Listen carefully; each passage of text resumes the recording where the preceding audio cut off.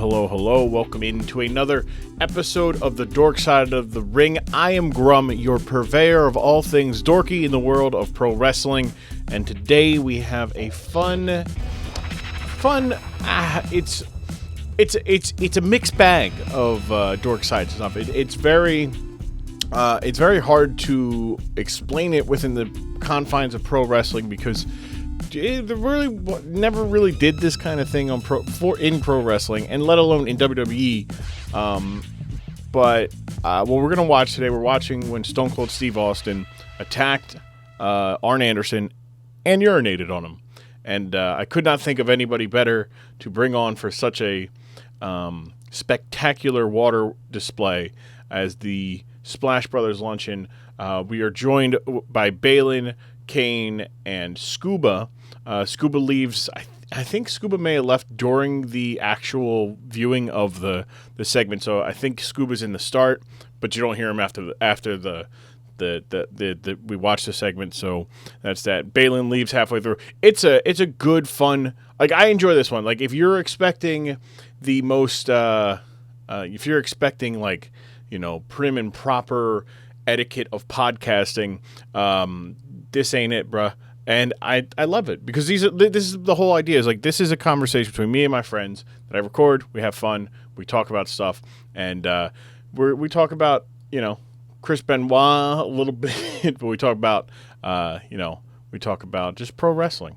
We talk about life because pro wrestling is life. But yeah, this is good. Like I said, I think Baylyn gets in his car at some point, ready to get to going. We recorded this on like a Friday night, so obviously we're going back outside to borrow my friend Baylyn's terminology. It's good. It's a good conversation we have. Good podcast episode. Fun times. So let's get into it. Me and the Splash Brothers Luncheon talking about Stone Cold Steve Austin unleashing a golden shower on Arn Anderson here on the Dork Side of the Ring. We're back here on the Dork Side of the Ring. Hello. My lovely guests, the men of the men who splash. They make the waves, so to say. The Splash Brothers Luncheon. Literally Hello. and figuratively. What's the word? Hello. I'll go alphabetical this episode. Brother Baylyn, how's it going? Yes, sir. Yes, sir. It is I, the Brother Baylyn, in the Dark Side of the Ring. I'm happy to be here. I'm very excited. I've always wanted to be on this show. I love the product, man. It's great. I'm just so happy to be here. I can't wait till we watch this shit and watch fucking Scott Steiner slap some 60-year-old mother. Not this time, but I'll write that down for the future time when we put it, because Scott Steiner is an electric factory of dorkside content. Baylyn, where can we get into this a little bit? Tell the people about yourself. Like, where can they find you and your brand of thoughts? Oh, baby. So if you really want to find out what a nigga be thinking about, follow me at ASAP Kaylin. That's my ASAP Kaylin on Twitter. Baylyn95 on Instagram, feel me? I'm Baywop in the Discord right now. Follow us on Splash Brothers Luncheon, you feel me? If you want to get some more luncheon content, you heard. That's pretty much it. I thought Grum was about to ask me my dating profile. Look, if you want to give it out there, I'm sure people are going to listen to this. I'm an Aquarius. I love long walks on the beach. Hey, Aquarius. All right, let's go, Mike. Hey, all right, yeah. Yes, sir. And then on the other side of the call, we have I tend to call this man the brains of the operation for the Splash Brothers, the machine that churns out the content and the driving force behind the Splash Brothers Luncheon. That is one and all. He wears all the hats. And the organizer of chaos is really what listen to him. My friend, brother Hurricane, how you doing? Oh, I was about to say, is Skuba in the call? Who are you talking about? What's going on? No, he just shows up. No, he is the chaos. That's why you organize the chaos.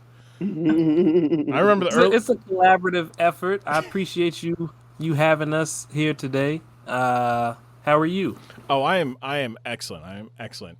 I was big like we've been talking about doing this for a little bit now. I have been on a fun report snippet of the Splash Brothers Luncheon. I'm honored. I was accused.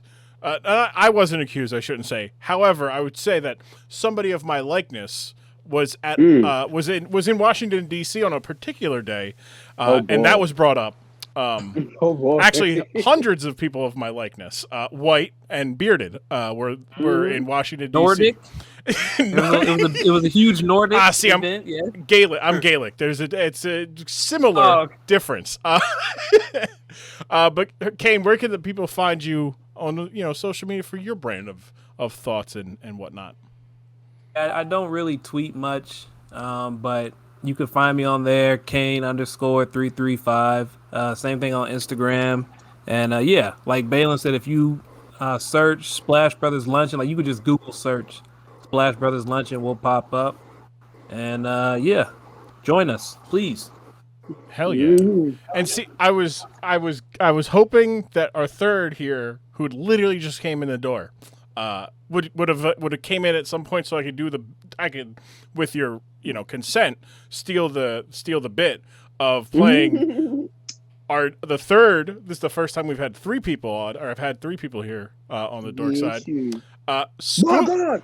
My God! Is that Skuba's music? That is indeed one of a kind, Mr. Skubakodeine. How you doing, my friend? What's up, folks?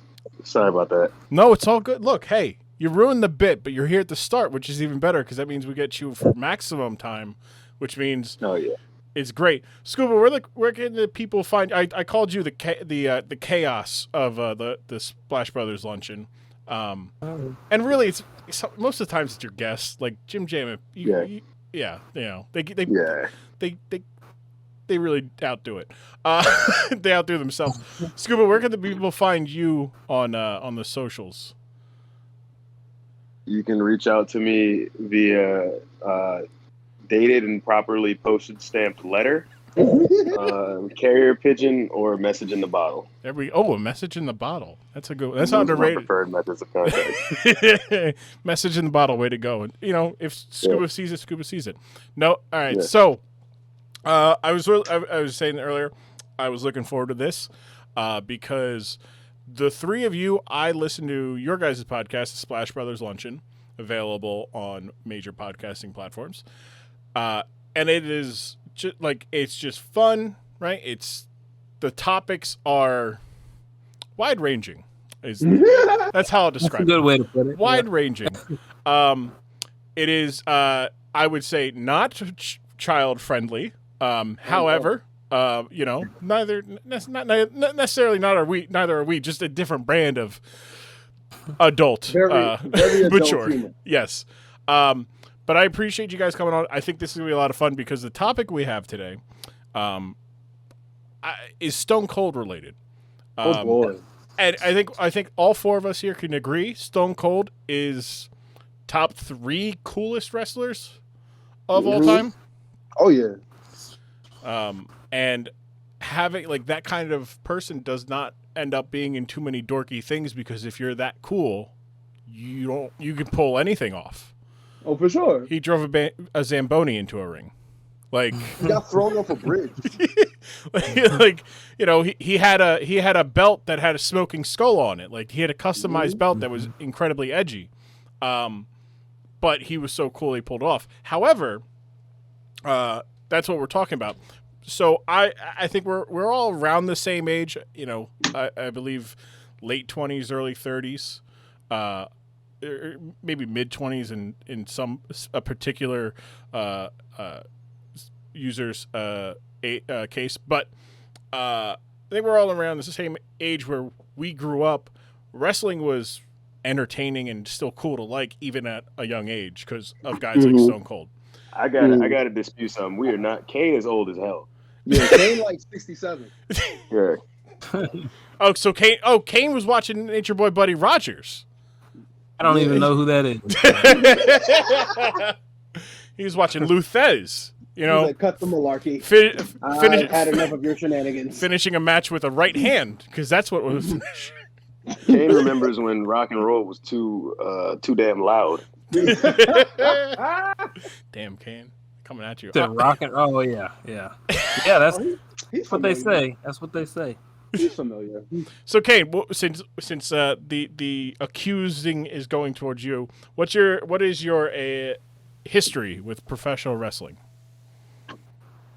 So, earliest memories I have of it, I was like 8 or 9. So this is like 99, 2000. My older brother, who's 8 years older than me, he was super into it, and me being his little brother, I was used to demonstrate certain moves on. So that was like, but I just remember like every Thursday, which I think was Smackdown. that'd have been Smackdown. Yeah. Yeah. So like every Thursday we would watch, and then I think sometimes on the weekends we would watch, and like Stone Cold, The Rock. We had a couple of the video games. Like I just remember. So real quick, my dad's from Texas. And I don't know if it's just like an old Texas like man thing, but they call that type of wrestling. So like all throughout my childhood, my dad be like, "Turn off all that wrestling and shit like that." So it was like my earliest exposure was being bullied by my older brother, and like trying to sneak and watch it so that like my dad wouldn't catch us. But it was Stone Cold and The Rock like.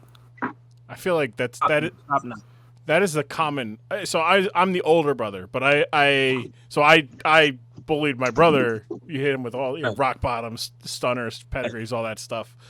But I also had to hide it from my mom because like she did, that's gonna make you violent, right? You're also you're 4 years older than your brother. He's a toddler, and you're throwing him and you're dropping him on his head and then rolling your eyes in the back of the head like you're a demonic spawn. Like what the fuck? But no, I think that's pretty common. Skuba, what about you? What's your background with the wrestling? I followed wrestling for I think maybe a year or so. I was never huge into it. But I followed for that year or so when RVD was the world champion and they brought back ECW. So that's why he's my favorite rapper or favorite wrestler. But like I just remember seeing when we were kids and we had a bunch of people living in one house. I remember my uncle had a wrestling video game on Dreamcast, and I remember playing that some, but not really knowing who the fuck anybody was. But never watched it. I don't have a ton of knowledge about it. I did go see a live show in Jackson, Mississippi, because we got into it right after Katrina. We were in Mississippi. And I saw it. So me and my brother were watching it there. We saw the introduction of the Great Khali, and all that shit. Yeah. So I remember that kind of stuff. Rey Mysterio being the world heavyweight champion. Which the more I look back, this is what fucked it up for me with wrestling. I remember I got into this argument with either my mom or my grandma about whether or not it was real. Oh boy. We decided to pull up Wikipedia so I could prove that it was real. Oh no. I was shocked, I tell you, to find out that Wikipedia had all the information about everything that had been happening. And after that, I was like, all right, I'm done. And I just tapped out.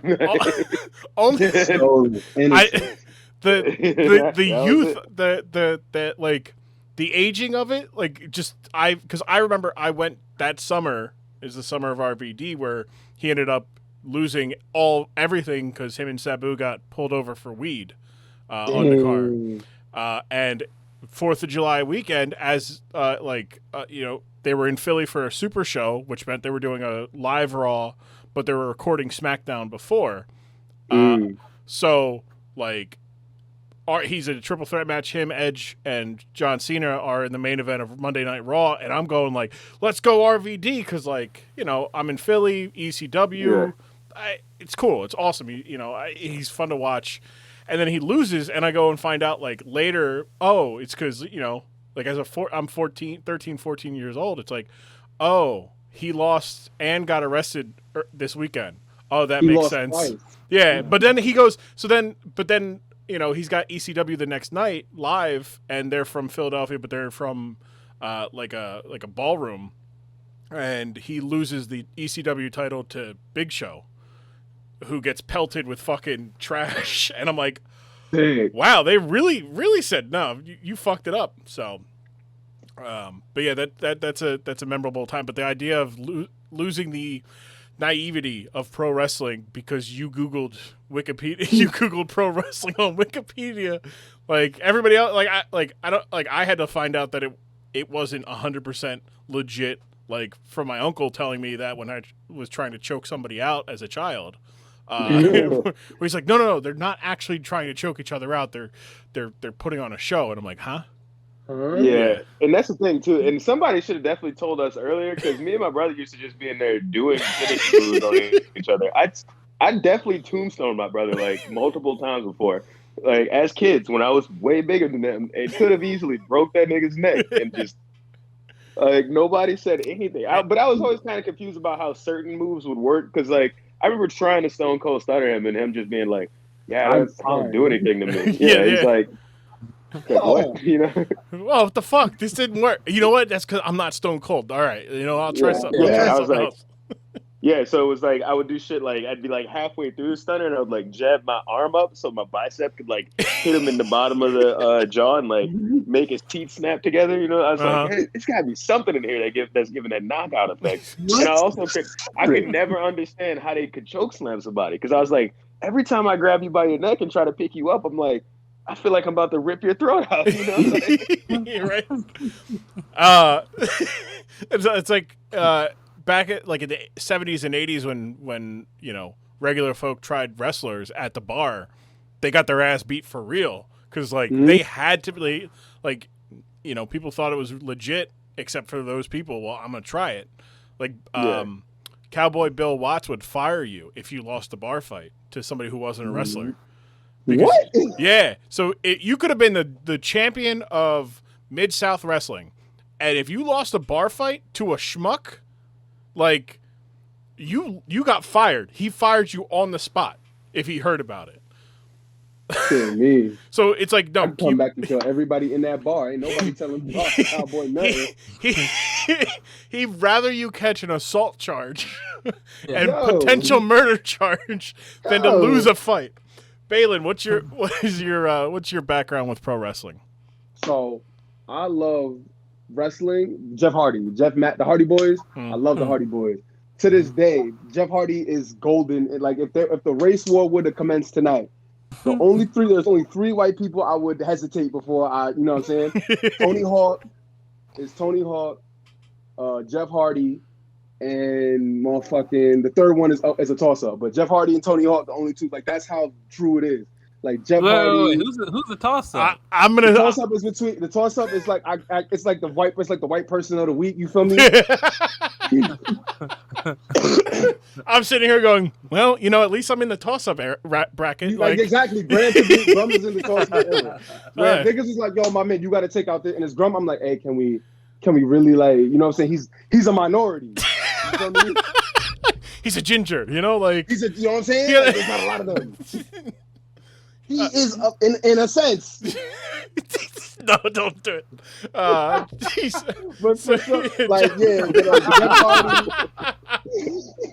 Jeff Hardy, the Brood, when they was doing the V1 shit, boy, Rey Mysterio, all that shit, I loved it. I was a fan, and I'm an older brother myself, so there's been a lot of broken bed frames. A lot of broken poles and walls, because it's like I got like 4 brothers. So it's like there was a lot of wrestling to go around. You know what I'm saying? I remember I sweet chin music my brother and busted his lip. Yeah. Like he asked me, "Yo, can you show me how to do it?" And I was like, "Of course." Yeah, you fucking idiot! I'm gonna send your head into a fucking bleacher area. Like, yo, nah. Like that is. As I got older, like that became the bigger questions. Like you were talking, like Skuba was talking about, like how do they do this? Like the art, the science behind pro wrestling of like, yes, you're still working together, but also like motherfuckers can kick your head off, but not like make it look like you just got your entire shit smoked, but they actually didn't hit you. But that quarter of an inch, like, is like between the difference between you actually being knocked unconscious and you pretending to be. And it's like, fuck, man, like that is incredible that they're like, just that precision, and you chose to wrestle. But real quick, but then you have those times like, was it Mankind? They got thrown off. There wasn't no precision. At least it didn't look like. No, that was. All right, fellas. I got it. I got to dip. I got to fucking fly. It's all right. Hey, Skuba, thank you for coming on. We'll get you on a circle back to me at a different. Circle back to me at a different point. This was not supposed to be happening right now, but all good, bro. Come up. All right, I'll let y'all. Take it easy, bud. Bye, Skuba. Peace. By God, that's Scuba's exit music. I'm just kidding. The Skuba has left the chat. Mankind, right? He that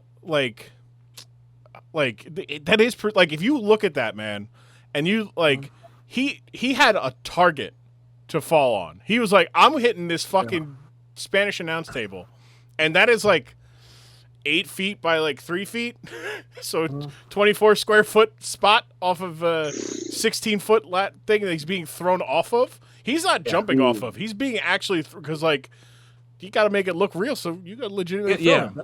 That's the trust. That's the trust. Hey, bro. It is the precision of pro wrestling is simultaneously the most fascinating thing, but also the thing that can make it go wrong.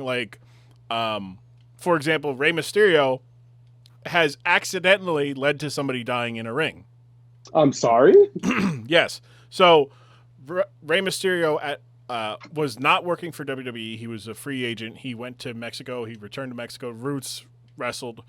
And he was wrestling an up-and-coming... Or he was in Lucha Libre has traditional 6-man tag matches called trios matches, so 3v3. Mm-hmm. So he's wrestling in a 3v3. He's facing off against a lot of younger, it's his team, which is he's the good guys and maybe a little older, facing off against this young upstart faction group of guys, one of which being Perro Del Guayo Jr.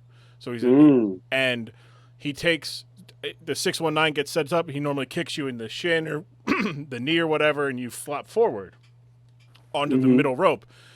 Well, Perro Del Guayo, when he did it, he landed too high on his chest. So he actually severed his he basically severed his neck internally. Oh my goodness. Yeah. So the way it hit his fucking it hit his the top of his neck, his throat. It just basically without physically decapitating him. It snapped it. So he's just sitting there dead, and they can't tell this, right? Because he's just set up, he's selling. So Rey Mysterio hits him with the 619. Oh no. And he doesn't move. And that's when they go, oh fuck. Something's wrong. Yeah. And that's terrible. So and it's a freak accident, and it fucked Rey, and I bet it to this day still fucks up Rey Mysterio that he was involved with it, and it was a freak accident. There's another wrestler who, D'Lo Brown accidentally paralyzed Darren Drozdov, the former Denver Bronco lineman, in a wrestling match. He hit him with he accidentally paralyzed. He just accidentally paralyzed him because that's the precision of it is you go 6 inches to the wrong way or 6 inches the wrong way. And that's the difference between life, death, walking, not being able to walk, consciousness, and not consciousness. It's insane. But you one wrong move from being Bret Hart, man. Which is why, talking about your favorite Jeff Hardy, that man threw his entire body to. He said, "I don't fucking care." Yeah. What's something I can jump on? The story goes, Michael P.S. Hayes told Jeff Hardy, he's like, "Hey, Jeff, you think you could jump off that?" And Jeff's like, "Yeah, I could. Yeah. I could definitely jump off it. Will I live?" Yeah, I'm sure. It's fine. One way to find out. Exactly. How else will I find out? So, precision is the key word there within wrestling, but it's also kind of the storytelling aspect of at least WWE. They try to tell things, or they used to try to tell more precise, clear story. Such was the case in 2002, late summer 2002, 19 years ago at this point.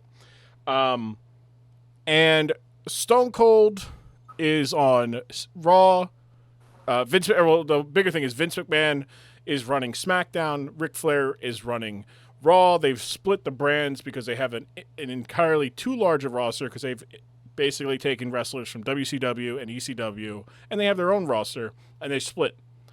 So in an effort to rekindle some of the fire, Stone Cold Steve Austin has to feud with the authority figure. Well, Vince McMahon's on the other show. Steve Austin's on Raw. Well, at least we can get Ric Flair involved, and Ric Flair can become this authority figure. So, what if you could do anything to, like your boss, like without any legal repercussions, right? Like, but you obviously, like, morally, there you can't kill him, but like, maybe you punch him in the mouth, right? Maybe you take a dump on his shoes, right, or in his office, right? Stone Cold, he continued to be the blue collar here, the workers' hero, and continued his crusade against anybody who with any authority. But unfortunately for him, he took it a little too far. Well, not too far. Because, it's pro wrestling. There's no such thing as too far, right? Old ladies give birth to hands. JBL went border patrolling. Vince McMahon said the N-word. Yes. Vince McMahon not seeing the gates of heaven or hell. He's going underneath hell at this point. There is no eternal life for Vince McMahon. That man needs to be kept alive. There's no end to his suffering. That's the thing. Like, neither heaven or hell. Like, nah, we don't want him. You just keep living, bro. Keep living. Keep living. Yeah, right. Don't want him. He might. Satan's afraid he's going to steal hell from him. He's like, no, I've seen what he's done. Challenge Satan to an I Quit match. Vince versus Satan. It's like, God damn, he's already beat God. He fought God. Yeah, because he had a match where he fought God, yes, right? Yes, that is a future Dork Side thing. But yes, he did fight. He had a match where him and his son beat God. Not just the man. Look, he's also like God, the U.S. government. Like Vince McMahon has wins against people he shouldn't have wins, except pandas. Pandas have beaten him. Kick his ass. Made him change his name and everything. Damn. So what we're gonna watch is from June 3rd, 2002, Monday Night Raw. It is roughly, I think, about a month. Within the month, Steve Austin has walked out of WWE. Not because of what we're going to watch, but for other reasons. He's frustrated. He's been frustrated for a while, and he's going to walk away from WWE. So this is really one of the last times people see Steve Austin as Steve Austin, because when he comes back, it's February 2003. He's not in great shape physically. Like, around this time is when he's like his heaviest is drinking, and I believe this is around the time where he's getting sued by Deborah for domestic abuse. Oh boy. Yeah. The thing that no one, like, it's good to see that Steve Austin's kind of become more aware of things and become better, but rarely gets talked about the fact that he probably beat his wives while under the influence of alcohol, but beat them nonetheless. So it's not a good time in Steve Austin's life, and they're going to ask him to disrespect somebody he holds in high regard. And that's not Ric Flair, but it's Arn Anderson. Oh. We'll be right back. Who's that? Arn Anderson? Yeah, who's that? Oh, boy. Arn Anderson is one of the OG, like, just kind of like... When you think of like a pro wrestler in the 80s, he's the idea, right? He's not super muscly, but he's thick, he's hairy, he's balding, and he's a bad motherfucker. Okay, I like where this is going. He gets called the Enforcer because wherever Ric Flair went, Arn Anderson went. Arn Anderson, one of the original members of the Four Horsemen, along with Ric Flair. So he's a very historically and highly respected figure within wrestling. Gotcha. And what we're going to watch is kind of very disrespectful to Arn Anderson, and Steve Austin gets involved with it. And on the other side, we'll talk about it. It's the dork side of the ring for a reason. We'll be right back here on the dork side. Grum here, just to remind you, if you haven't already, that if you do enjoy what you're listening to, whether it's this week's episode or previous week's episodes, or you're excited for next week's episode or the week after that, blah, blah, blah, blah, blah, all that fun stuff, do yourself a favor. Follow us on Twitter, @DorksideRing, on Twitter and on Instagram. That's DorksideRing. You can also leave a review on Apple Podcasts, leave a 5-star review. Leave it, and we even read it here. I get the Macho Grum in here. I get Dusty Grums. I get him in here. Dusty Rhodes, Macho Man impressions. I get them going on, just to give you guys a little something to laugh at among the laughing. Also, I want to give a heads up. I am planning on doing a Patreon of sorts for the Dork Side of the Ring. So do, maybe keep a lookout on that. We're going to offer early access to episodes of the Dork Side of the Ring and exclusive content. Mainly, you get to listen to us react to the actual thing. I'm going to work on putting it over top of the footage and see if I can get away with that. Maybe. We're not sure. Copyrights and all that stuff, they're not always great. But at the very least, you'll be able to listen to it, listen to our reactions while we're watching these things. Because there's a lot of fun, especially when it's something like this episode where there is a lot going on leading up to the actual thing we're talking about. So it's a lot of fun, a lot of good talking, a lot of good discussing. Check out for the Patreon in some fashion. There's going to be a Patreon in some fashion. I got more on that in the brain, but we'll be back. Well, I appreciate it. Not be back. Let's go back to the actual act of the podcast and pick up where we leave off after watching Steve Austin piss on Arn Anderson. I still can't get over it every time I say it.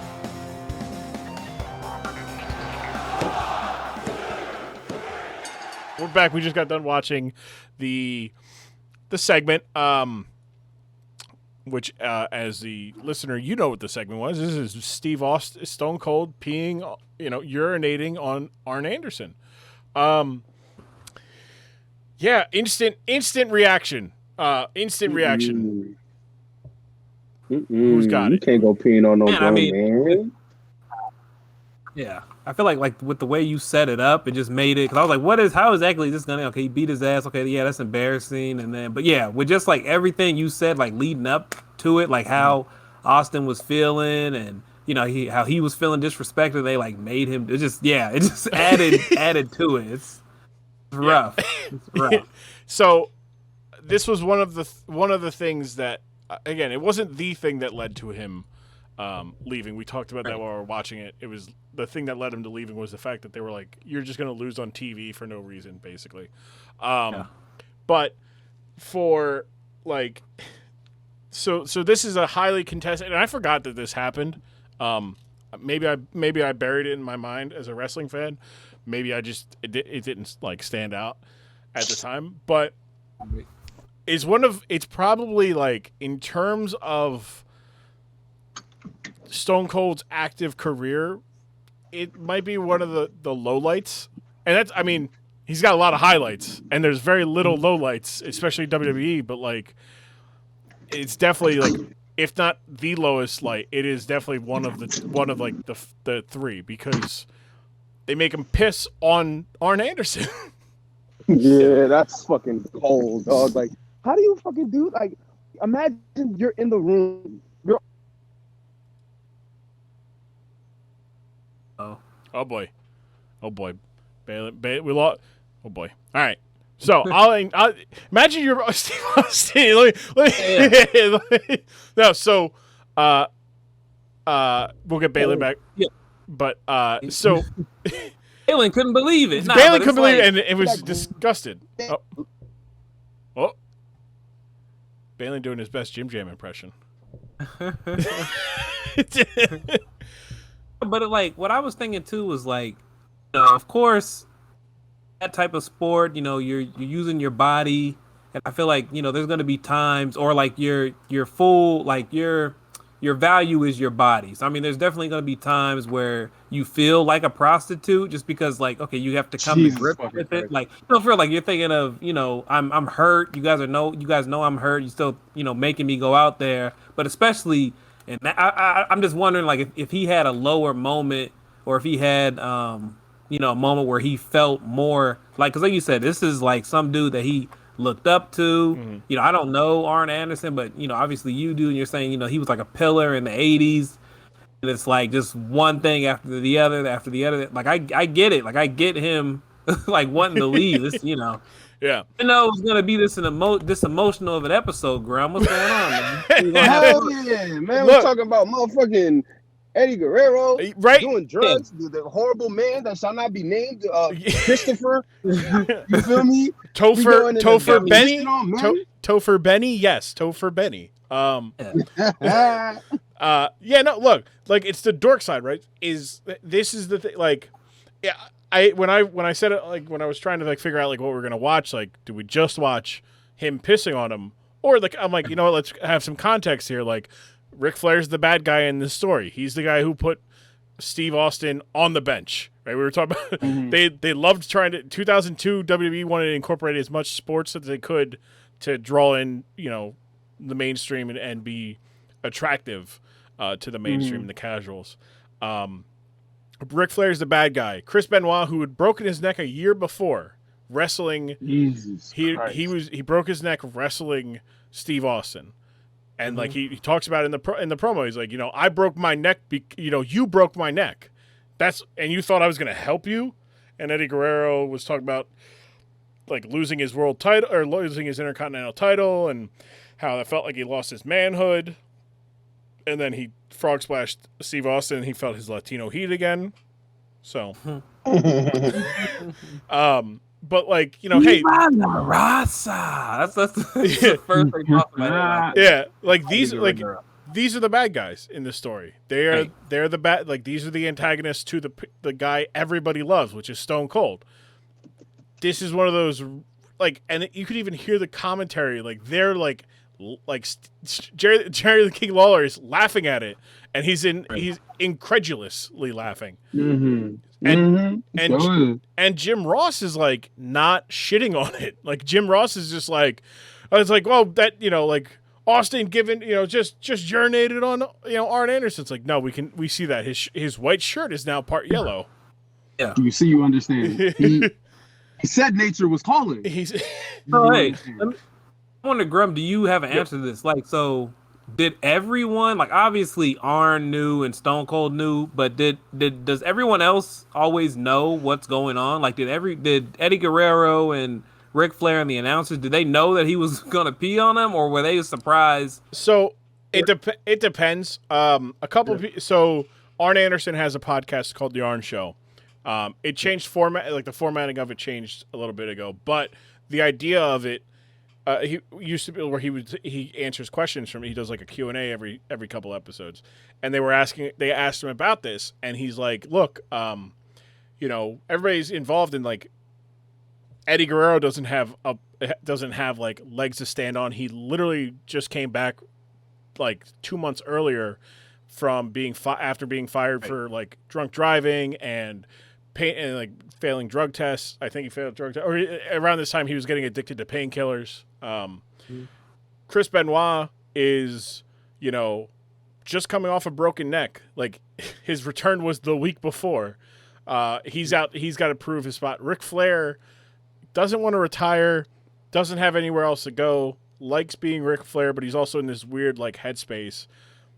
And so Arn tells the story that the two of the loudest people against the idea were Stone Cold himself and the backstage producer of it, Jack Lanza, Hall of Fame wrestler himself, was like, no, we're not. Come on, we're not pissing on Arn Anderson. Right. And they both went to Vince, but like so Stone Cold and Jack Lanza both went to Vince individually and then together. So they each talked to Vince twice, saying, "Look, we can't. People love Arn. Like, this is demeaning as fuck. Can we just do anything else?" Literally anything else. And Vince is like, "No, you're going to piss on him." And that probably stemmed from the idea that Arn was a WCW guy. Mm-hmm. Earlier, the previous year, this is a famous interaction. Booker T comes out and interrupts The Rock. And The Rock's talking, and Rock goes like, who in the blue hell are you? And then Booker goes, "I'm Booker T." He goes, "It doesn't matter who you are or what you say your name is," right? He does the Rock thing.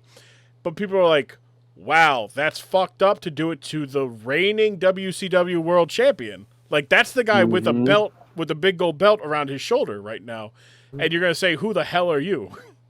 And then it doesn't matter who the hell you are. It's like, who? But then over the next course of the year, like, you have, GDP comes in and he's a stalker. He's not Diamond Dallas Page coming through the crowd being the people's champion, or even Jersey Shore scum Diamond Dallas Page. He's stalking The Undertaker's wife, Diamond Dallas Page. That's a bad look, dog. Like, that's a bad look. Like, and then afterwards he becomes yoga instructor, like overly positive yoga instructor Diamond Dallas Page. Which, I mean, that's just his real life. Like, So Diamond Dallas Page. Yeah. So it's a lot of just shitting on WCW. Anytime something WCW happened, like Goldberg comes in. Or no, this is before Goldberg. The NWO comes in, and they just massacre the NWO. Yeah. To be fair, in the defense of WWE, though, Scott Hall can't stay sober. Mm-hmm. The fans did not want to boo Hulk Hogan. And Kevin Nash is the only guy you can rely on in the NWO, so you end up adding Booker T, you end up re-adding like X-Pac, and then Shawn Michaels becomes a member of the NWO. And it's like, wait. Shawn Michaels does not fit as a member of the NWO, damn it. And it's like, no, he is though. And it's like, I don't know. And then Kevin Nash tears his quad in the middle of a match. So, like, the NWO was kind of snake bitten. So it's and I don't know. I think to answer your question, Kane, they all probably had an idea of how it was going to go. But none of them, like, if Vince isn't fucking stopping it, if Stone Cold isn't stopping Vince from doing it, right, then no one is. Right. That's insane, dog. And it's always something with Vince McMahon. Like, I remember when he would have people kiss his ass. Like, it's one thing to be like I'm the evil maniacal CEO dude. I get that. To have people like kissing your bare ass, like putting people's faces in, like, I think he's had women wrestlers kiss his ass though. Yeah. Yeah, like he's had women wrestler kiss his ass. He's had grown men kissing his ass. He's had the old lady. What's the old lady's name? Mae Young. Mae Young kiss his ass. Like, my man. Yeah. Like, I'm not trying to kink shame, but my brother, you're projecting a lot. Yeah. No, it's just disrespectful. Yeah. So, Arn Anderson talking about it a little bit more. And this is the cool thing about, like, older wrestlers, like, embracing the internet and making, like, being cool with, pulling back the curtain and talking about these things. So he says, quote, do I suspect foul play and a reason in his mind to be doing it? Yes. Will be very easy for his case to be, well, we don't want to do it to Rick. It's the same thing as if you went out, put Austin over, and got him ready for Rick for the next pay-per-view. You put him over, clean in the middle. Same concept, just a different way to do it. To go about it would be his argument. It could be punishment for leaving the way I did in 1989. Basically, like, in 1989, him and Tully Blanchard just kind of quit. They were like, we're good. Like, we'll finish up with this tour, and then we're going to quit. And they're like, all right, cool. We make you, a big part, cool. All right, cool. But yeah, so Vince holding a grudge Nothing new. But the thing, like, it's. I don't think people realize when talking about like Stone Cold's like you couldn't tell he didn't want to do that segment. Yeah. Like, man knew he had a job to do. He was going to go do it. Yeah. Shitting and grinning all. He was like, yeah, I'm squeezing this yellow number 5 on this man's chest in a gesture. Yeah. Like the way he's getting the joke. Like if one thing Stone Cold did, he's a consummate professional. Absolutely. Like he's laughing while he's saying it's better to be pissed off than pissed on. And like, man, that was like I'm like, it's obviously not real piss. Cause like, it looks it's too yellow. Like I know he's been drinking beer. Like he says, I've been drinking beer all day. But we've all drunk beer for a long time. Your pee doesn't turn that yellow. You know, your pee is a little different color than just bright ass yellow. It's a little brown. It's a little concerning. Is really what it is. You're a bad teammate. You're a bad teammate, selfish teammate, not championship levels. But yeah, so it's Stone Cold. I couldn't find Stone Cold talking about this at all. Or anybody else involved. I found Arn Anderson talking about it, and you know, Arn Anderson, also a consummate professional. He said, "I'm a guy that what popped in my head when they said we want Austin to pee over you, my wife and kids, and that's the reason why I did what I did it, and I did it smiling. That's who I'm responsible for. People may think that's not true. Everything I've done in this business, every sacrifice I made, every time I had guys come to me and, that I respect and say, you don't have to do that. You're an Arn Anderson. You don't have to do that bullshit. Just tell them no. I did what I was requested to do to take care of my family. That's my first responsibility on this earth." So it's like, What a god. like, like, are you willing to be pissed on, real or fake, on national television? Like, I don't know. Like, man, I don't know if I am or not. So, There's got to be another way to make a living, but right? And like, it's just also like we were talking about it. It's a weird segment because Ric Flair, who at the time is like 50 something, like, and known partier and known womanizer. Well, maybe not womanizer might not be the word, but like went through a couple marriages. Not misogynist, but like gone through a couple. He's had a couple of marriages at this point in 2002. An adult, among us, is in the ring with Eddie with younger wrestlers like Eddie Guerrero and Chris Benoit, and 10 years after this would have outlived them and was still wrestling longer than like after their death. Like, it's just wild to me. Like, hey, this guy who, you know, looks in bad shape sometimes, in 2002, outlived both of those guys. And you'd be like, no way. You saw how wide Chris Benoit's fucking neck was? Incredible. That thing was 3 lanes wide. Yo, that man's neck. He could have swallowed a watermelon whole, no chewing, just gulp it down. That's how wide his neck was. It was insane. Yeah, it was sideways. Not like the show. He Not went. like, no. Right. He took the whole hippo. like, and then like Eddie Guerrero also looking very juiced. To borrow the term, like he had some veins popping, like, and it's just like, man, like steroids and and drugs just taking away, like, Chris Benoit, fuck him. Like, I'm not gonna sit here and be like, oh no, like steroids took away Chris. No, fuck Benoit. But Eddie Guerrero, like, you know, he was turning his life around. You know, he found faith, and he found something to keep him on the straight and narrow in life, and, you know, dying at age 35, like, shit. Like, I think about like that sometimes. It's just like, man, like Eddie Guerrero died at 35. Like, 9 years away. He could have been wrestling today. Like, very well. He'd only be like 50. He'd only be 50. Like, it's insane to me. Like, goddamn. Meanwhile, I gotta watch Goldberg still wrestle. Like, Goldberg fuck. is still wrestling. Yeah. That's how you know life doesn't give a fuck about what you want. Exactly. Life does not care. Arn Anderson is gonna get pissed on, and you're gonna like it. So the other thing about this segment is it's like the last time people see Stone Cold for 8 months. Mm-hmm. Like, imagine being a wrestling I was a wrestling fan back then, but not like a conscious like adult fan or somebody who was like really Right. like I was just like, man, where's Stone Cold? Like, man, I can't believe last time I saw Stone Cold, he pissed on Arn Anderson. Like, my favorite wrestler pissed on another man. That's how that was like ridiculous. It's insane. Yeah. I'm just like, man, it's a Shaky. I can't fathom like the idea of being a fan in 2002 and just going like, he'll be back. I didn't give a fuck. I was a kid. Like I still had Undertaker. I had Brock Lesnar.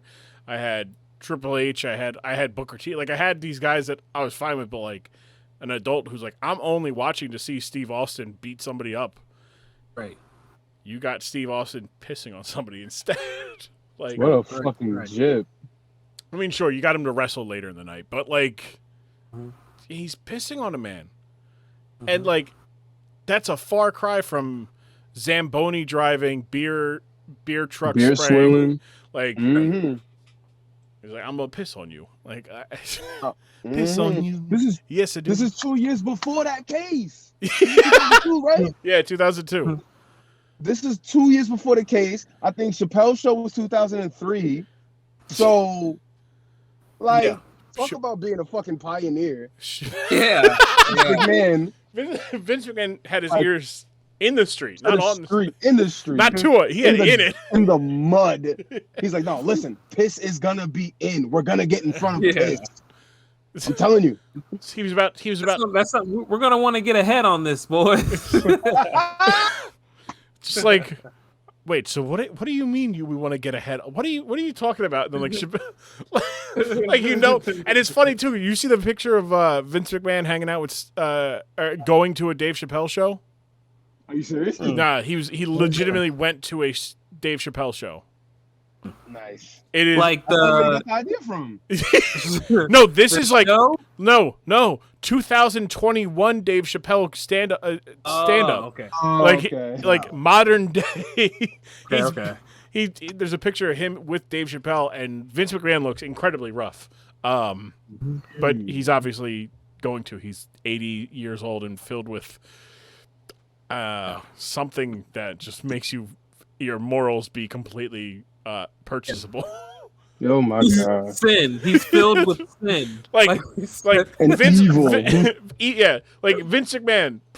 He's like, yeah, no, we got to put on shows for the troops because we care. We got to show them that there's people back home that care about them. It's like, okay, that's great. Like that's good, cool.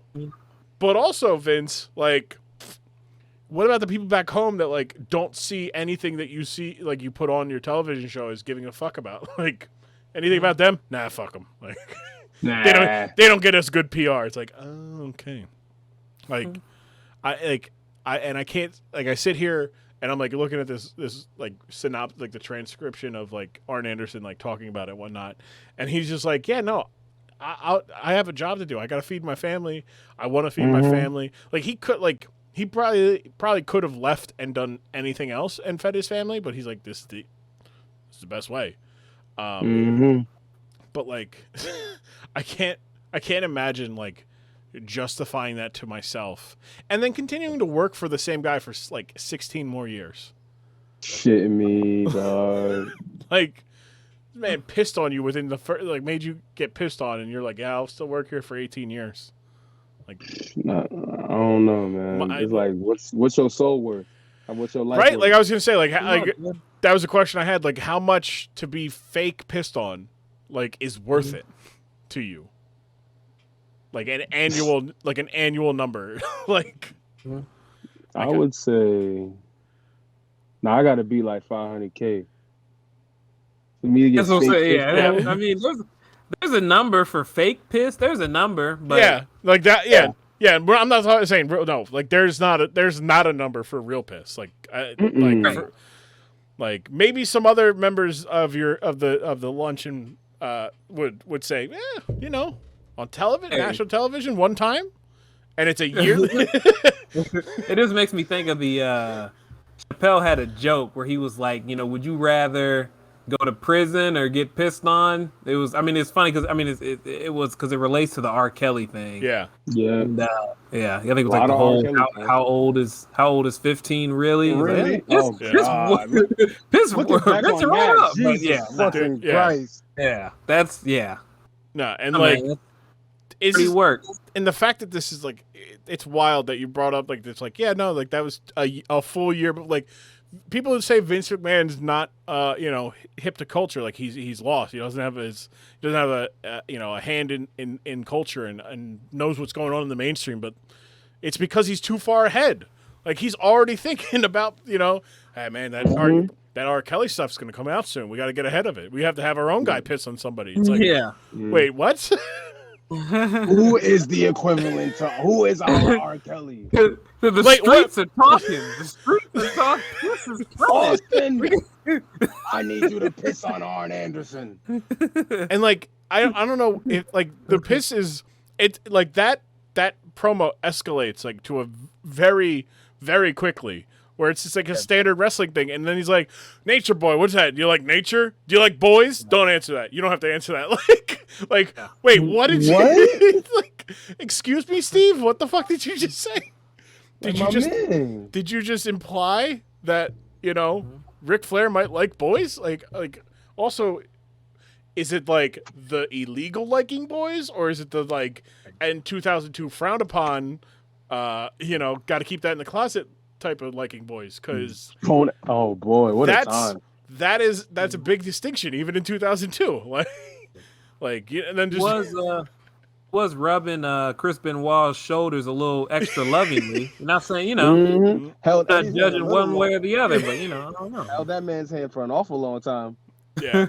Well, it's funny too because I don't know if you guys caught it. So Flair had Chris Benoit was in like the 1990s. He was a member of the Four Horsemen. So like him and Flair wrestled together. They drove together. Like he knew Chris Benoit. He didn't really know Eddie Guerrero. So he goes to shake Chris Benoit's hand. And like it's that it's got that friend chemistry, right? Where you're just like, you do the like without even thinking, you dap up, you got a special handshake with a group, and then he goes to Eddie Guerrero, and it's the most awkward fist bump I've ever seen. Like it is that white. It's like the white man's like where he like cranks his like neck, his wrist, but he's like, oh shit, hold on, I gotta like make it straight with my arm. Hold on, like. And I'm like, what? That handshake was the equivalent of like the awkward white person smile. Like, it again. I'm still calling the police. Again, it's the it's another foresight on Ric Flair's part. It's the Key and Peele Barack Obama. Yes, but in reverse. It's like, oh, fellow white, firm handshake. Like a non-white, awkward. Yeah, you get all the love. You get all the love. Awkward fist bump. Awkward fist bump. You get all the love. Yeah, and then like, and so right before we watched it from the second Raw started, like with the intro, which again, that's the best intro of Raw is the across the nation, moving to the music. So with like the idea of having. Like he just had Ric Flair, or Ric Flair had Arn Anderson in the office by himself to be like, "Hey, if you see Steve, tell him to come down here. Like I'm in the ring. He's looking for me." He's like, "Well, how did you think that was gonna go? Like he's gonna get his ass beat. Like where's Ric Flair? Not here. He's in the ring. Okay, I'm gonna beat your ass. No, you came here for Flair. Okay." Baylyn, what's going on? What you mean? You got Like you're in an airport. Oh, I'm in my car. I gotta go. Oh, oh, good man. Hey, Baylyn, thank you so much. We'll wrap this up here. It'll be a short one, but this is good. This is still good. I'm glad I got some Splash Brothers Luncheon crossover going here. Hell yeah. We gotta have you on because I know we did the fun report Yeah segment, but yeah, so definitely. I will say it here, or we'll do the last question here. Baylyn, I'll go to you first, since you're in the car ready to go. If one person you get one person to piss on, right? Fake piss on, but that's like, hey, like you, that's it, right? Because you were talking good, right? You were talking about who you would be hesitant to kill in a race war. Now we're gonna ask the opposite. Now it's basically the opposite of like who's at the top of the list. Oh boy. But obviously it's who you're pissing on. Who am I going to deface? I would say it would have to be. I'd fake piss on Jeff Bezos. Hey. My comrade, yes. Let's do it. Yes. I piss on Jeff Bezos. That's a good one. I don't know if I feel like that's going to be weird though. Like he's going to find a way to enjoy that, and I'm not going to like That's what I'm saying. That's in my eyes as I do it. Like get the vibe from him. That may not be a bad day for him. No, like he might not enjoy it, but like, you know, he'd just be like, like whatever. I'm still making $45 billion a second. So the longer this piss takes, the more money I'll have after it. Like, yeah, but it's not about him. It's about me, girl. It's about that's true, right? Yeah, pissing on this man. That's true. Yeah. In front of his family, all the money in the world, and television. Yeah, and the television. Oh, you're doing the real. You're not doing the fake. Putting real. They didn't know. Like, hey, listen. You just see Baylyn piss on Jeff Bezos? It's like, man, I know that guy. Yeah. We each paid $25 a month to just shit talk each other. To shit talk like random other strangers who pay $25. Kane, same question to you. Who is the Arn Anderson to your Stone Cold in this scenario? That's tough. I mean, because I don't really. I don't think like, you know what? Because that's not how I like to get back at people. Like, I wish I could piss on you, but if I think about it, man,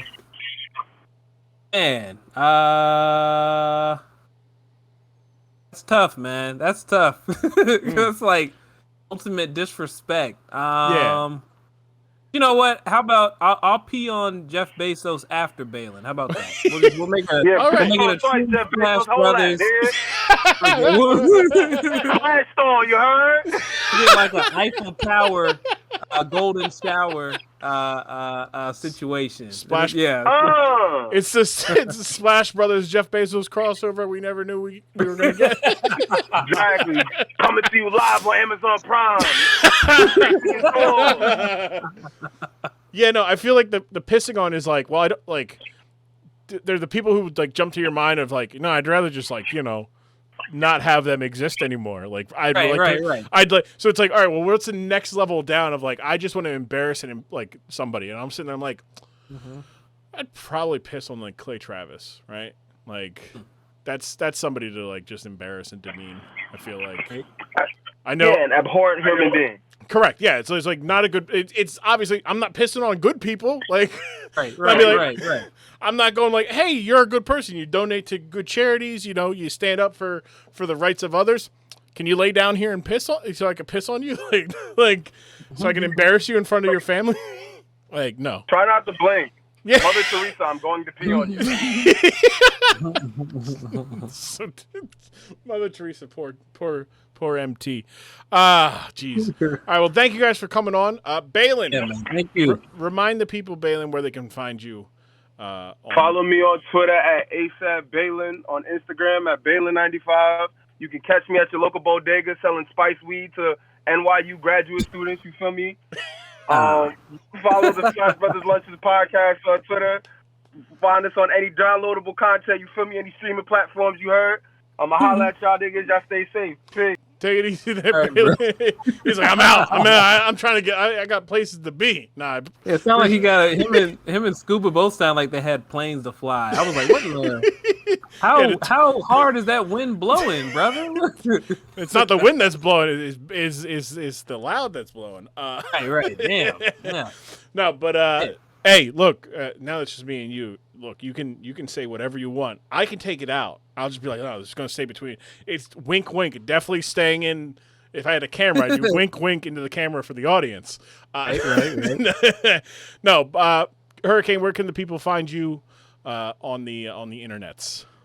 Yeah, on Twitter and Instagram, same at Kane_335. We don't have a Splash Brothers page yet, but if you go there, you'll find the link. And yeah, man, I appreciate you having me, man. Hell yeah, it was. I'm glad you and Baylyn, and even for a little bit there, Skuba coming in and being a part of the show. I look forward next time. Maybe I'll figure out we'll have a time where we can all sit down, maybe get an extra long one, like a true Splash Brothers Dorkside crossover, because you guys you guys sometimes go longer on topics where I'm just like, how do they keep going? Like, I don't understand. Yeah, it's a gift and a curse, my brother. Oh, look, trust me. Look, I got podcasts topics where I have marked for longer ones because I'm like, there's so much to talk about, and if you have it with the right people, whew. Yeah, you don't get through everything. Yeah. Real quick, because I've never asked you this before you go, and I think this would be a nice little treat for the podcast listeners. What was the inspiration, the motivation behind getting the Splash Brothers Luncheon together as a podcast? Honestly, like, I had thought about doing a podcast like a few years before then, and just like didn't have the time, wasn't sure exactly how. Like, it was just an idea, but when everything in the world slowed down, there just like wasn't an excuse not to do it. And then I think also, Tyler like allowing us to be on the Fun Report. Then it was like, okay, well, how would I do this if I wanted to do it, blah blah blah. And so yeah, it was just I had an idea to do it for a minute, and it was just like having the time, and then like actually sitting down and trying to figure out how to get it done. So yeah, last year obviously sucked overall, but there was definitely some good things that came out of just having all that time to myself and being at home. And yeah, I'm happy that I did it. It's fun. Like, more than anything, it's fun. And yeah, so I'm gonna cut that part about being fun. I don't want everybody to know that you're having fun. But yeah. So also the other thing, I like giving like this my little platform stage, my little soapbox, whatever you want to call it. You got anything else you want to plug? I know I like there's a particular merchandising outlet that I know you are semi-involved with. That if you want to, if you feel comfortable to plug, if not, it's cool. But you're more than welcome to plug. We're definitely working on some things at the luncheon. It's not set in stone yet, so not yet, but definitely is some merchandise coming. It's just another that's like what I was saying earlier. My schedule's kind of picked up, so I haven't had the time put toward that. But it's definitely coming. It's definitely coming. I'll let you know. You'll be one of the first that I tell. So appreciate you for remembering. But not yet. All right, I know. Your girl's got you got a store as well. Right. Does her stuff. I'll put that. If you send me a link, I can put that in the. I'll put that in the description. Whatnot. It's good stuff. Yeah. The Fun Juice drinking flasks. Love them. Just the idea. But yeah, it is Kane_335 Twitter, Instagram. Splash Brothers Luncheon on all platforming or all podcast platforms. Not, I know it's Spotify. I know it's on Apple. If you're an Apple user like myself, go leave a 5-star, rating, even review it, because that helps. That helps. Yes. Again, great contact. Friend of the Dork Side, and you are always welcome on the Dork Side. As are Baylyn and Skuba. We'll do this once more in the future. Thanks for coming on, buddy. Thank you, Mel. So that was the Splash Brothers and Dorkside crossover, Dorkside X Splash Bros. As I was referring to it in messages between the group of us. Thank you to Skuba. Thank you to Kane. Thank you to Baylyn for coming on, having a good time, having a laugh. We're going to do it again. Don't worry, the three of you. I will have the three of you on. Maybe we'll mix it up. Maybe we'll have them on again. But either way, we're going to have them on. We'll talk about some other stuff, because it's that feeling out process. I wanted to make sure everybody was, where they were wrestling fans. Next time we'll have Skuba too. Hopefully he won't go flying off to international waters. But yeah, respect to Skuba, to Kane, to Baylyn. Thank you guys again. I love you guys. Appreciate you guys coming on, having a good time, being a part of this project. And go check them out. That is Splash Bros Luncheon. It's on Apple Podcasts and on Spotify. Good content. It is very honest. I'll say it's very honest. It's not a lie. It's very honest content from three great guys. Speaking of great guys, next week we're gonna have on another podcasting group. This one from the Morse Code, Dan Morse, Soapy Pre-App. They're going to be coming on. We're going to be talking about the time that Triple H wrestled and ended up in hog shit. So we're going to talk about the pigpen match between Triple H, Hunter Hearst Helmsley, and Henry O. Godwinn. That's right. We got hog talk next week on the Dork Side of the Ring. If you enjoyed what you liked, again, follow us on Twitter, follow us on Instagram at DorksideRing. If you like it, hit that little plus sign on your preferred podcasting platform, whether it be Spotify, Google Podcasts, Apple Podcasts. And if it is Apple Podcasts, go one step further in supporting us. Please, I ask you. I'm not begging, I just ask. If you want to do it, cool. Do it. If not, that's all right. You're still listening, and that's what's important. But leave a 5-star review. I'll read them. I'll read them on these episodes as Macho Man or as Dusty Rhodes. You can even pick. You can pick it. We've done it before. Last week's episode had a 6-star rating in the Tokyo Dome. But yeah, it's good stuff. Great stuff. Also, like I said, working on a Patreon of sorts to add to some content for you guys and maybe some money on my end. Honesties.